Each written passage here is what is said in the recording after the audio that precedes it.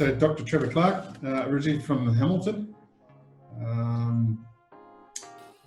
Tainui waka, ngā te koraki kakukura, manga tautari marae. Currently the Associate Dean at the International College of Management in Sydney. We're based in Manly. The original concept was around injuries. There's a lot of injuries in rugby league, and then it sort of transitioned from just injuries to more holistic view of health and obviously mental well-being as well. So it evolved from that. My original question was, what's happened to all these Maoris that have retired from playing rugby league? Because it was premised on my own, my own career.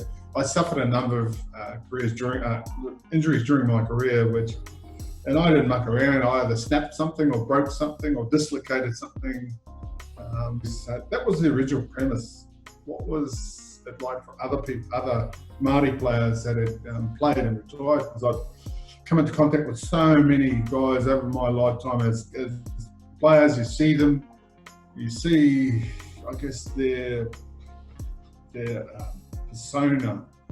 Because rugby league is an identity as well. You become this recognised person there, and it doesn't necessarily mean that if you don't play professionally, because there are some legends walking around Turangawawa, Taniwharau, Hutley, Hamilton, that are legends of the game from when I grew up, and still legends of the game. If you suffer a concussion, you're about 60% more likely to suffer from another injury, more condition from injury, and some of those injuries can be quite severe, which then preclude you from playing. So we're trying to educate the young rangatahi to make sure they get the right diagnosis. Some of these old fellas, their taringas don't work, so they try and hide the fact that it's quite a serious injury.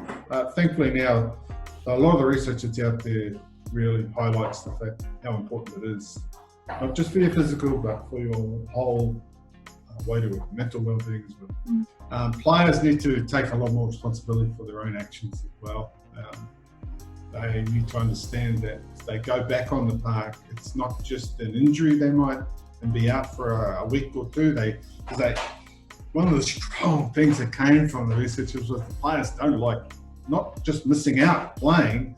They really miss the fact that they are involved and engaged with the community and whānau aspect of sport. Actually go and get the correct diagnosis and treatment, and don't go back on the park until you're fully cleared. Sometimes the onus, in the amateur ranks, it's quite difficult, because if you don't have a medical practitioner linked to a sports team, the responsibility stands with the coach. So the coaches have to be very aware of the fact that they are advocating their players to go back on the park without a clearance. Potentially that's liable, so be aware of that fact.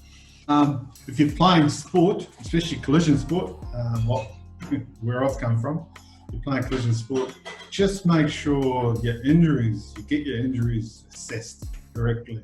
I'm happy to be involved, and I'm happy to share my knowledge and pass on any of the learnings and teachings that I have come across in my time. Look, I'm a coach. I've been a player. I've been a coach for a long time as well. So anything to help and support and improve others.